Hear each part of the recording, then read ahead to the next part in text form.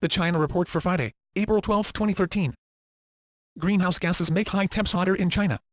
China, the world's largest producer of carbon dioxide, is directly feeling the man-made heat of global warming. Scientists conclude in the first study to link the burning of fossil fuels to one country's rise in its daily temperature spikes. China emits more of the greenhouse gas than the next two biggest carbon polluters, the US and India combined. And its emissions keep soaring by about 10% per year.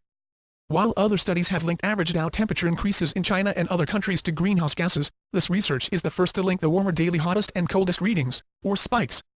Those spikes, which often occur in late afternoon and the early morning, are what scientists say most affect people's health, plants and animals. People don't notice changes in averages, but they feel it when the daily high is hotter or when it doesn't cool off at night to let them recover from a sweltering day. China labor camp victim sues local authorities. Tang Hui was sent to a re-education camp by Yangzhu's local authority for disturbing social order last August, state-run news agency Xinhua reported.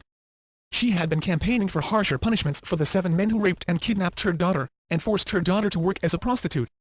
Her case sparked a public outcry, and she was released after 9 days. Tang Hui is suing the Yangzhou authorities for 1,463.85 yuan for her detention, Xinhua news agency reported. She had taken her case to court after the Yangzhou Re-Education through Labor Commission rejected her demand for compensation. China steps up diesel exports. China is set to export close to 400,000 tons of diesel in April, trade sources said on Friday. A second straight month exports could hit that level on the back of sluggish domestic demand and high fuel stocks. April's exports will be 60% higher than February's. But exports may ease from May onwards as state refiners scale back crude throughputs in the coming months and also as some plants start maintenance-related stoppages. China controls exports of the fuel by issuing quotas to ensure adequate domestic supply.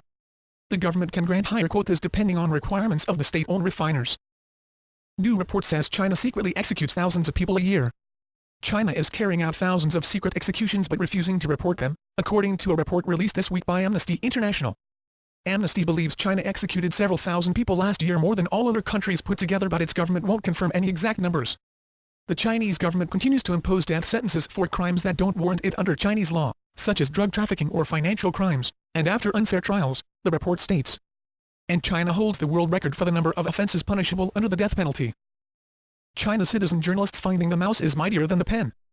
Days into his new mandate as Communist Party chief and before his ratification as the new president of the People's Republic, Xi Jinping declared that one of his key concerns would be the fight against corruption under the people's supervision. Neither the tigers, bigwig party leaders, or the flies, low-ranking cadres, would be spared. The question is, will the new Chinese president keep his word, or will this populist opening up end in widespread repression, as has so often happened in the past? Citizen journalists have taken the lead in tracking down corruption and posting their findings on the internet and on Weibo, the Chinese microblogging site. Others use foreign media outlets and social media to post information that might otherwise be blocked inside mainland China.